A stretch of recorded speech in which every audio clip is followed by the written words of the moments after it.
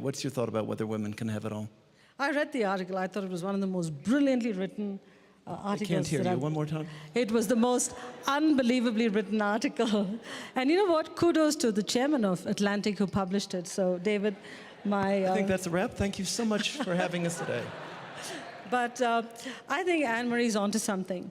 I don't think women can have it all. I just don't think so. We pretend we have it all. We pretend we can have it all. You know, my husband and I married for 34 years, and we have 2 daughters. And every day you have to make a decision on whether you are going to be a wife or a mother. In fact, many times during the day, you have to make those decisions. And you have to co-opt a lot of people to help you. We co-opted our families to help us.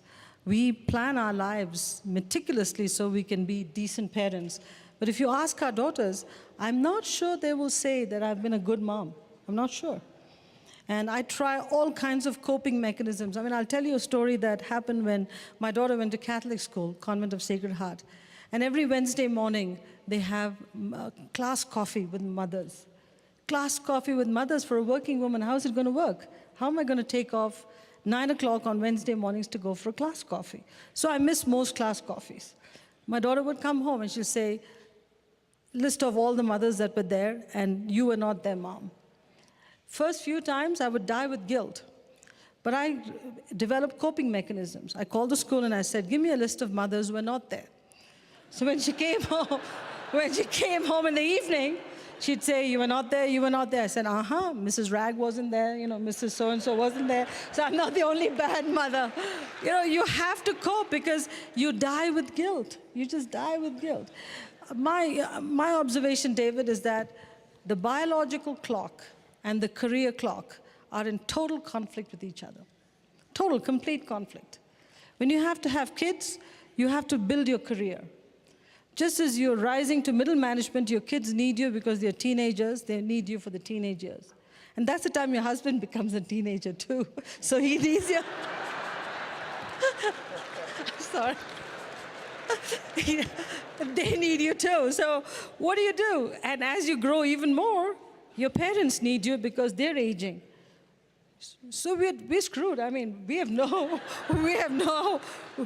cannot have it all. But you know what? Coping mechanisms. Train people at work.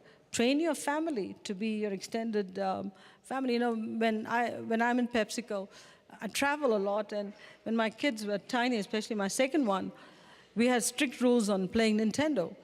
She'd call the office. She didn't care whether I was in China or Japan or India, wherever. She'd call the office. The receptionist would pick up the phone. Can I speak to my mommy?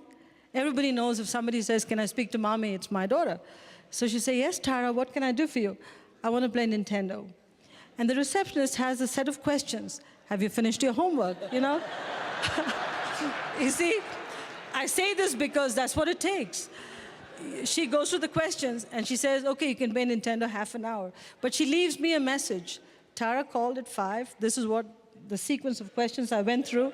I've given her permission. So it's seamless parenting. But if you don't do that, I'm serious, if you don't develop mechanisms with your secretaries, with the extended office, with everybody around you, it cannot work. It can't.